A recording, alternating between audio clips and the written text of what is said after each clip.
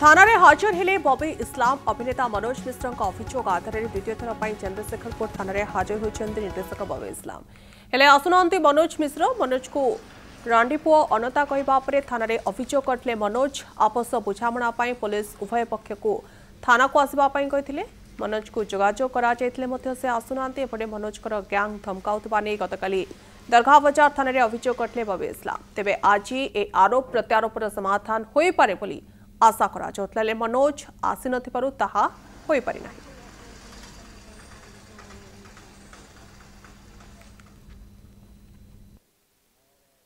मु मनोज मिश्र को विरुद्ध रे कौन कही रांडीपु अनंता तांकु कही देछि जदि रांडीपु अनंता गोटे अब्यूज करछि मु ताको जदि मो ऊपर केस